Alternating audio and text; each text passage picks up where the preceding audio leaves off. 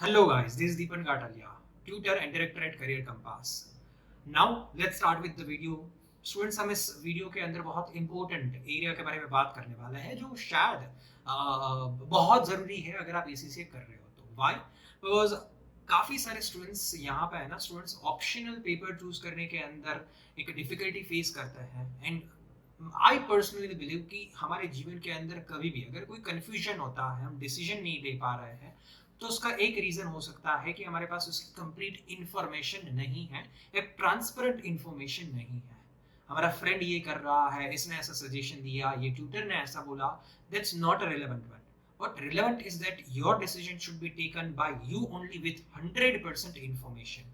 So that's why we are making this video where we are going to discuss about one by one हर एक optional papers के बारे में हम आपको idea देंगे कि उस पेपर के अंदर कितने टॉपिक्स हैं, क्या क्या उसके अंदर बेसिक डिटेल्स है, क्या उसके अंदर चीज़ों का ख्याल रखना चाहिए जब आप उसको पढ़ रहे हो तो कौन से पेपर के लिए, कौन से स्टूडेंट्स के लिए पेपर सूटेबल है, पेपर पैटर्न क्या रहेगा, एग्जामिनेशन टिप्स वगैरह क्या रहेगा, मटेरियल कौन सा यूज करना चाहिए, those kind of the stuff will be discussed.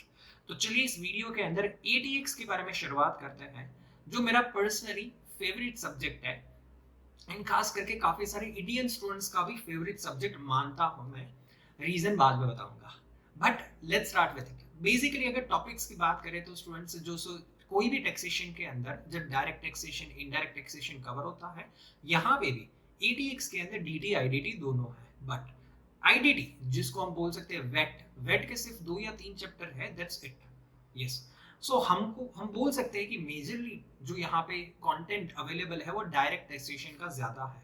DT के अंदर टॉपिक्स कवर हो रहा है students, income tax, capital gain tax, inheritance tax and the corporation tax. तो कहीं ना कहीं हद तक बोलने जाओ ना तो काफी सारा लंबा सिलेबस है। Yes, the ATX is having too much content inside it and no doubt Kaplan भी अपने हिसाब से बेस्ट काम कर रही है आपको study notes and study text provide करने के लिए। बट हाँ, अगर कोई स्टूडेंट ऐसा है कि जिनको कप्लान थोड़ी लेंदी लग रही है and if you want a summary notes then it's available to me. आप मेरे को पर्सनली मैसेज कर सकते हो, व्हाट्सएप नंबर भी दिया रहेगा। Otherwise what you can do students, हमारा मोबाइल एप्लीकेशन डाउनलोड कीजिए, वहां पे चैट बॉक्स में आइए, मेरे साथ वन ऑन वन बात कर सकते हो। अपार्ट फ्रॉम दैट अगर और बात करूं स्टूडेंट्स तो एटीएक्स इंडियन स्टूडेंट्स को इसलिए पसंद आता है क्योंकि यहाँ पे जो पेपर पैटर्न की बात करें या ओवरऑल सब्जेक्ट का फ्लेवर दूं ना तो it's about the rules rules and rules.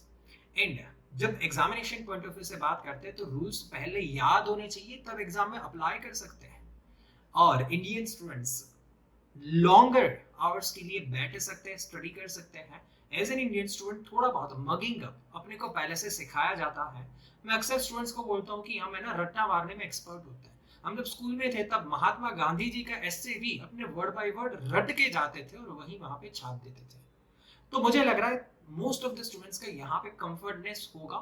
I am not saying कि एसीसी के सारे सब्जेक्ट्स में रटना होता है, बट ये सब्जेक्ट तो कहीं ना कहीं हद तक थोड़ा बहुत रट्टा मारने वाला है।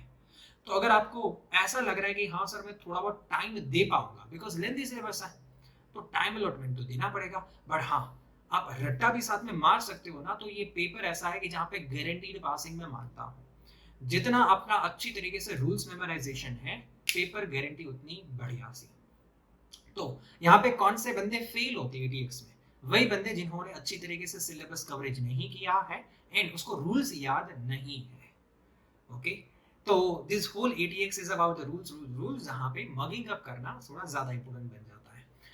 अपार्ट फ्रॉम दैट सिलेबस के अंदर और बात करूं तो काफी सारे चैप्टर्स ऐसे कि जो लेस इंपॉर्टेंट हैं। तो मैं भी अपने स्टूडेंट्स को अक्सर बोलता हूं कि ये चुनिंदा 5 और 6 सब्जेक्ट्स, 6 चैप्टर्स की जो कंटेंट के अंदर दिखेंगे, इंडेक्स के अंदर दिखेंगे, हम पढ़ेंगे, बट उसको अगर स्किप भी कर दिया जाएगा ना तो एग्जामिनेशन में बहुत ज्यादा लॉस नहीं है। तो दैट्स व्हाई कुछ कुछ टिप्स एंड ट्रिक्स को लेके हम एटीएक्स को आसानी से पास कर सकते हैं स्टूडेंट्स, ऐसा मेरा मानना है। फिर उसके बाद बात करते हैं स्टूडेंट्स टफनेस। टफनेस की अगर बात करें तो ओवरऑल जो एग्जामिनेशन के अंदर पेपर आएगा ना वो टफ लगेगा if you don't remember the rules. उस समय पे आपको याद नहीं आ रहा है, भूल गए हो, आपने पढ़ा नहीं था, रिवीजन नहीं किया था, तो पेपर टफ है। बट जिन जिन स्टूडेंट्स को सिलेबस एरिया अच्छे से याद है ना उसके लिए पेपर आसान है। खास करके मैं मानता हूं कि जो इजी इजी चैप्टर्स है, सीजीटी, आईएचटी, ये सारे चैप्टर्स के ऊपर तो जबरदस्त कमांड जिन जिन बच्चों का है, एंड वैसे तो हमारे सारे स्टूडेंट्स का अच्छा कमांड होता ही है ये सारे टॉपिक्स के अंदर, तो उन लोगों के लिए तो वह आधा पेपर आसानी से पास हो जाता है। अपार्ट फ्रॉम दैट, अगर हम बात करते हैं स्टूडेंट्स कुछ और चीज़ों के बारे में टफनेस के बात के अंदर, केस स्टडी बेस्ड एग्जाम का, यस वैसे सबको पता है कि professional exam is all about case study, but frankly speaking यहाँ पे भी केस स्टडी थोड़े बहुत परेशान कर सकते हैं, बिकॉज जनरली हम सम सॉल्व करने में ज्यादा फोकस रखते हैं एंड एक्सप्लेन करने में, अलग अलग तरीके से टेक्स्ट प्लानिंग वहां पे दिखाने में, कोई सिचुएशन को इवेल्युएट करने में उतना ज्यादा एक्सपर्ट नहीं होते हैं। तो इस एंगल से देखने जाए तो एटीएक्स में सिर्फ ऐसा नहीं है कि सर सम सॉल्व कर दिया खत्म होगी बात, नो, इस पेपर के अंदर भी just like the other papers, evaluation, analysis, explanation has to be given, and उसके लिए स्टूडेंट्स आपको paper practice and mock test papers वगैरह की प्रैक्टिस करनी पड़ेगी। It's not just about memorisation of the rules, examination में वही रूल को अपनी लैंग्वेज में एक्सप्लेन करना भी आना चाहिए, करेक्ट है? अदरवाइज जो प्रोफेशनल स्किल्स के मार्क्स होंगे वो लूज करोगे, या तो फिर थोड़े बहुत मार्क्स आप लूज करोगे। देन हालांकि वी ऑल नो कि एटीएक्स पेपर के लिए प्रोफेशनल स्किल्स रूल्स जो है पूरा का पूरा 20 मार्क्स प्रोफेशनल स्किल्स वो अभी एप्लीकेबल नहीं है, वो नेक्स्ट ईयर से एप्लीकेबल होने वाला है, बट फिर भी थोड़े बहुत तो मार्क्स लूज करोगे अगर आपका अच्छी तरीके से एनालिसिस करके नहीं दिया है, ड्राफ्टिंग करके नहीं दिया है। तो जैसे कि सबको पता होता है रेशियो एनालिसिस वगैरह में जैसे एक्सप्लेनेशन मांगते हैं, वैसे सारे पेपर्स के अंदर अच्छी तरीके से ड्राफ्टिंग चाहिए होता है। तो इस एंगल से देखने जाए तो काफी सारे इंडियन स्टूडेंट्स को डिफिकल्टी होती है स्कोर करने के अंदर, बाकी अदरवाइज ओवरऑल एंगल से देखने जाए तो अच्छा खासा स्कोरिंग सब्जेक्ट है। देन एक और चीज जो यहाँ पे मैं कन्वे करना चाहता हूँ वो है मटेरियल का। स्टूडेंट्स हालांकि मैंने थोड़ा बहुत आगे डिस्कस किया मटेरियल के बारे में, जो बंदे यहाँ पे सेल्फ स्टडी करते हैं एटीएक्स के अंदर उसके लिए तो भाई कपलानी बेस्ट है, बिकॉज बहुत अच्छी तरीके से इन डेप्थ 1200 पेज का स्टडी टेक्स्ट बनाया है एंड अच्छी तरीके से यहाँ पे एक्सप्लेनेशन भी सिंप्लीफाइड वर्जन में दिया है। तो if you are doing it self study तो आपको 6 महीना डेडिकेटेडली देके कपलान स्टडी टेक्स्ट को फॉलो करके आपको एग्जाम देनी चाहिए।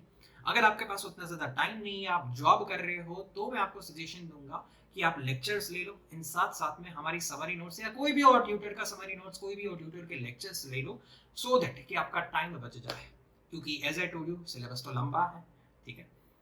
सो ये है बेसिक सी चीजें। जब बात करते हैं एग्जाम किट की, तो यस एग्जाम किट प्राइमरीली हम मानते हैं कि कपलान एग्जाम किट पढ़नी चाहिए, सॉल्व करनी चाहिए। अगर आपके पास वो हो गया है and still you are having more than enough time, तो बीपीपी एग्जाम किट पे जा सकते हैं, but primarily Kaplan exam kit is enough. Now जब हम एग्जाम टिप्स की बात करते हैं तो स्टूडेंट्स मैं मानता हूं कि there is only one exam tip through which you can pass the ATX paper, and that is nothing but revision. कोई भी बंदा ऐसा नहीं होगा कि कोई एक लेक्चर मेरा अटेंड करके उसको सारे रूल्स रट्टा हो जाए। कोई भी बंदा ऐसा नहीं होगा कि जो मेरे लेक्चर्स अटेंड करके बैठा है, घर पे थोड़ा बहुत रिवीजन कर रहा है, इलस्ट्रेशंस रिवाइज की प्रैक्टिस कर रहा है एंड सर रूल्स रट्टा है अपने को। इम्पॉसिबल है।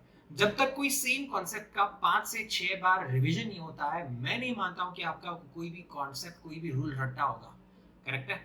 तो मैं यहाँ पे बार बार सजेस्ट करता हूँ कि ATX is not just about attending the lecture, it's not just about solving the TYOs and illustrations, it's about the continuous revision until the exam के अगले दिन तक आपको रिवीजन कंटिन्यू रखना है। तो that is the best exam tip I can give for the ATX. I hope students I have given you all the sufficient information about the ATX. Still if you have any query feel free to ask me। यहाँ पे as I told you हमारी app download करके हमारे से touch में रह सकते हो, व्हाट्सएप नंबर भी दिया होगा नीचे, don't worry, you can WhatsApp me also.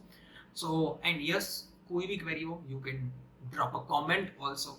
तो जो कोई भी आपके फ्रेंड्स वगैरह है कि जो ऑप्शनल पेपर में कंफ्यूज है या तो सोच रहे हैं कि ATX पेपर देने का सोच रहा है, उनको आप ये फॉरवर्ड कर सकते हो, सो दैट कि उसको आइडिया मिल जाए before entering into that subject, correct है? So see you guys in the next video. Bye bye.